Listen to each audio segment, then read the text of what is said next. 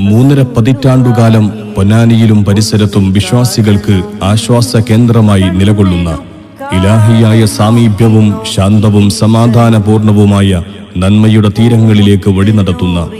ഏറെ ആത്മീയ ചൈതന്യം നിറഞ്ഞു നിൽക്കുന്ന മനഃശാന്തി പ്രദാനം ചെയ്യുന്ന ആത്മാവിനെ സാന്ത്വനിപ്പിക്കുന്ന ഇടമെന്ന് അനുഭവം കൊണ്ട് ആയിരങ്ങൾ വിധിയെഴുതിയ പൊന്നാനി സൗത്ത് സ്വലാത്ത് നഗറിൽ നാളെ മുതൽ സ്വലാത്ത് വാർഷിക ആത്മീയ തർബിയത്തു ക്യാമ്പിന് നേതൃത്വം നൽകുവാൻ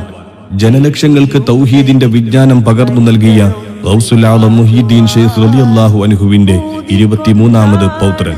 ഷെയ്ഖുന സയ്യിദ് അഹ്മദ് മുഹീദ്ദീൻ ജീലാനി നൂരി ഷാ സാനി ചിസ്തി ഖാദിരി ഹൈദരാബാദ് മഹാനവർകൾ എത്തിച്ചേരുകയാണ്.